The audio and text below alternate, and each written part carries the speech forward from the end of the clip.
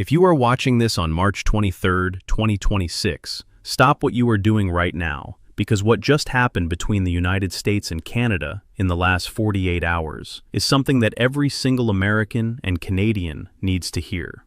Not tomorrow, right now, because the mainstream media is going to bury this under celebrity gossip and political theater, and by tomorrow morning, most people will have no idea that the most important trade relationship in the entire Western world just came within inches of completely falling apart. And I am not exaggerating. I need you to stay with me through this entire video, because by the end of it, you are going to understand exactly why your grocery bill, your gas prices, your job security, and America's standing in the world are all on the line right now because of decisions being made in Ottawa and Washington that nobody is talking about loudly enough. So here is what actually happened. The United States ambassador to Canada, Pete Hoekstra, just went on record and publicly admitted something that no sitting ambassador should ever have to admit. He admitted that trade negotiations with Canada have essentially hit a wall. Not slowed down, not paused for the holidays, hit a wall. A full diplomatic breakdown between two countries that have shared the longest peaceful border on the planet for over a century. And when the reporter asked him to explain why talks had stalled, his answer was devastating. He said they were facing headwinds. Headwinds. That is the diplomatic equivalent of a surgeon walking out of an operating room and telling the family the patient is not doing great. It sounds measured. It sounds controlled. But everyone in that hallway knows exactly what it means. Now let me set the full scene for you, because context is everything here. Back on March 13th, 2026, Canada did something that signaled to the entire world that they were no longer playing defense. They implemented $20 billion worth of retaliatory tariffs against American goods. Not a symbolic gesture, not a warning shot fired into the air. A full-scale economic counterattack aimed directly at American steel, aluminum, and cast iron products that American factories depend on every single day just to keep their assembly lines running. And they did not stop there. While those tariffs were going into effect, Canada simultaneously filed a legal complaint at the World Trade Organization, arguing that Trump's tariffs violate international trade law that has governed global commerce since 1994. And here is where it gets truly extraordinary. The European Union is now considering joining Canada's complaint. Think about what that means for a moment. America's closest ally and largest trading partner dragged us into international court, and the entire European Union might pile on. When was the last time you saw something like that happen in your lifetime? But here is where the story gets personal, and this is the part that the cable news networks are glossing over completely. Ambassador Hoekstra, Trump's own hand-picked representative sitting in Ottawa right now, went out and admitted publicly that there are no substantive talks happening with Canada. Zero. And do you know why there are no substantive talks? Because Prime Minister Mark Carney walked away from the table. Not stepped back, not requested a recess. He walked away entirely. And if you do not understand who Mark Carney is, you need to understand this immediately, because it changes everything about how you interpret what is happening right now. This is not some career politician who stumbled into a trade dispute. This is the former governor of the Bank of Canada and the former governor of the Bank of England. This is one of the most economically sophisticated leaders on the planet.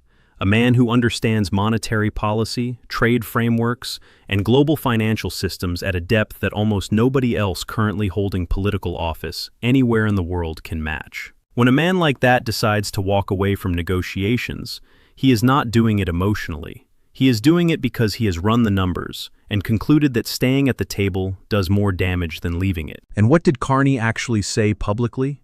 He said Canada has moved beyond bilateral negotiation with this administration. Read that sentence again, slowly. Canada has moved beyond bilateral negotiation with this administration. That is not diplomatic language. That is a breakup. That is one party in a long-term relationship looking the other person in the eye and saying, "We are no longer trying to make this work with you specifically. We are done pretending you negotiate honestly. We are going to build our future with partners who actually honor what they agree to." He did not say partners we prefer. He specifically said partners who honor their commitments. That is a direct accusation. That is Canada standing on the world stage and telling every country watching that the United States of America, under this administration, does not keep its word. And the brutal reality is that the evidence supports him. Because while all of this was unfolding, Trump has been publicly questioning whether CUSMA, the very trade agreement he personally renegotiated and signed just years ago, should even continue to exist. He called it irrelevant. He suggested it may have served its purpose. This is an agreement that governs over $1 trillion in annual trade between 3 countries. An agreement that American farmers wake up every morning depending on. An agreement that keeps manufacturing workers employed in Michigan, Ohio, Pennsylvania, and Wisconsin. And the sitting president of the United States is casually floating the idea of just walking away from it, while his ambassador sits in Ottawa with absolutely nothing to offer. But it gets worse. The U.S. Trade Representative has started floating the idea of scrapping the trilateral CUSMA framework entirely and replacing it with separate bilateral deals negotiated with Canada and Mexico individually. And if you understand anything about negotiating strategy, you immediately recognize what that is. It is divide and conquer. It is the oldest power play in the book. You separate 2 parties who are stronger together. You isolate each of them. And then you squeeze better terms out of both of them individually because they cannot coordinate a unified response. It is the same playbook used by every authoritarian leader in modern history. Break up the alliance, isolate the opponents, manufacture chaos, and then position yourself as the only one who can end it. Let us talk about the justifications Trump used for imposing these tariffs in the first place, because they are worth examining in detail. He claimed he needed 25% tariffs on Canadian goods because of fentanyl flowing across the northern border. Fentanyl from Canada. Now, if you have spent even 5 minutes looking at the actual seizure data from U.S. Customs, you already know that the fentanyl devastating American communities is coming predominantly through the southern border and arriving from Chinese chemical suppliers. The amount of fentanyl intercepted at the Canadian border is statistically a rounding error compared to what comes through Mexico. It is not even close. But Trump needed a story that would frighten the American public into believing that Canada posed some kind of threat. So he manufactured one. He also claimed that illegal immigration from Canada was a crisis serious enough to justify tariffs. Illegal immigration from Canada. A country with universal health care, strong social safety nets, stable institutions, and by most quality of life measurements, a higher standard of living than the United States. The very idea that there is a wave of desperate illegal crossings from Canada into America would be laughable if it were not being used as the official justification for economic policies that are already raising prices in American grocery stores. Mark Carney called out these lies publicly, not in a quiet diplomatic cable, not in a carefully worded statement designed to avoid controversy. He did it loudly and openly because he understands something important. Trump's approval rating in Canada is essentially non-existent. Standing up to American bullying is not a political risk for Carney in Canada. It is a political goldmine. His approval ratings have surged since he began taking this hardline position. Every time Trump threatens a new tariff, Carney's numbers go up because Canadians are watching their leader defend their country with spine and clarity, and they respect it enormously. Now here is something that most analysts covering this story are completely missing. The ongoing conflict with Iran has fundamentally shifted the leverage in this trade dispute, and it has shifted it in Canada's favor in ways that Trump apparently did not anticipate. When oil prices spike, when fertilizer becomes scarce, when global supply chains fracture because of instability in the Middle East, suddenly having a stable, friendly, resource-rich neighbor directly on your border becomes extraordinarily valuable. Canada is one of the world's largest producers of oil, natural gas, uranium, potash, lithium, and rare earth elements. All of the things that America desperately needs right now, especially with American consumers already paying around $6 a gallon for gasoline because of the Iran conflict. The last thing the United States can afford economically or politically right now is a resource trade war with the country sitting directly to its north. And Ambassador Hoekstra himself essentially confirmed this desperation in his public comments. He urged Canada to prioritize developing its energy and minerals sectors in order to secure lower tariff brackets. Read that carefully. He is begging Canada to keep supplying America with critical resources, while Trump simultaneously threatens them with punishing tariffs. He is offering no concessions. He is providing no guarantees. He is just demanding that Canadian companies invest billions of dollars developing resources for the American market, while the American president calls the trade agreement irrelevant and waves around threats of additional tariffs. No serious business leader or government official is going to make generational investment decisions based on promises from an administration that has already demonstrated it tears up agreements the moment they become inconvenient. Let us talk about what actually happens if CUSMA is not renewed when the July 2026 review deadline arrives, because this is the part that affects you directly, regardless of where you live. If that agreement collapses, trade between the United States, Canada, and Mexico defaults back to World Trade Organization baseline rules. That means tariffs go up across the board on everything. American exports to Canada face Canadian tariffs that do not currently exist. Canadian exports to America face American tariffs on top of the ones already in place. Supply chains that companies spent decades and billions of dollars building around the assumption of frictionless cross-border movement would have to be completely reorganized, a process that takes years and costs billions more. The auto industry alone would be catastrophically disrupted. Cars assembled in the United States contain engines from Canada and transmissions from Mexico. The steel in those engines may have crossed the border multiple times during processing. You cannot surgically separate Canadian trade from Mexican trade without essentially dismantling the entire integrated North American manufacturing ecosystem that has developed over 30 years. American agriculture would suffer enormously. Canada is currently the #1 export destination for American agricultural products. If CUSMA collapses and Canada responds with agricultural tariffs, American farmers who are already financially stressed from years of trade uncertainty would face losses severe enough to push many of them into bankruptcy. Energy markets would be thrown into chaos at exactly the moment when global energy instability is already pushing household costs to breaking point. The United States imports millions of barrels of Canadian oil every single day. Natural gas flows in both directions across that border, keeping homes heated and lights on in both countries. If that energy cooperation breaks down because of a trade war that did not have to happen, both countries pay the price every single winter going forward. Here is what makes the situation even more significant on the global stage. Canada and Mexico have already coordinated their response to Trump's divide and conquer strategy. They have been in extensive communication about his negotiating tactics, and they both understand that allowing themselves to be separated and picked off individually would result in worse outcomes for each of them.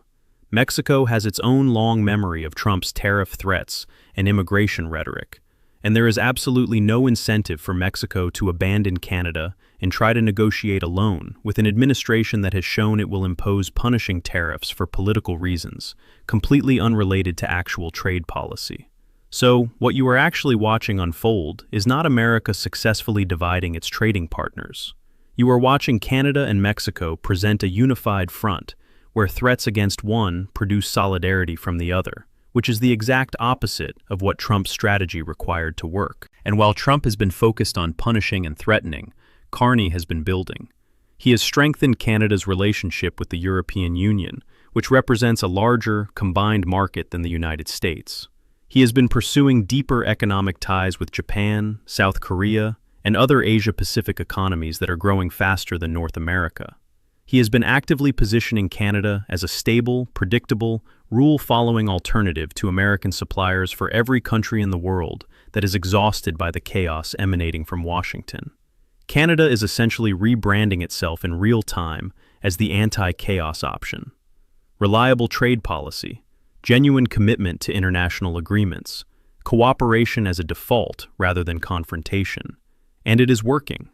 European leaders who have to deal with Trump's unpredictability find working with Carney to be an entirely different experience. Asian governments that want access to Western markets without the volatility of direct American exposure are increasingly looking at Canada as the bridge they need. This is a long-term realignment that will outlast this administration, regardless of what happens at the July deadline. Even if a new administration takes office in 2029, genuinely wanting to repair this relationship, the damage will already be structural. Canadian companies will have found reliable, alternative customers. Canadian politicians will have institutionalized the lesson that overdependence on American markets is a strategic vulnerability that must be diversified away from. The deep economic integration that has defined North America for generations will have fractured in ways that take decades to rebuild, if they can be rebuilt at all. What we are witnessing right now is a complete and historic failure of American diplomacy. The United States used to be the country that constructed the frameworks of international cooperation, that led global institutions, that turned rivals into allies through the consistent honoring of commitments. Under this administration, we have become the country that weaponizes those frameworks, alienates the allies who built them alongside us, and then calls the resulting chaos strength. Ambassador Hoekstra's public admission that talks have completely stalled is just the most recent and visible symbol of how thoroughly broken this has become. America's top diplomat, in one of its most critical bilateral relationships, cannot even keep a basic conversation going. That is not Canada's failure. That is a failure of American statecraft so profound that it will be studied in foreign policy programs for the next 50 years. The July 2026 deadline is now less than 4 months away. Every single day that passes without real negotiations is another day closer to the potential collapse of the most economically significant trade agreement in North American history.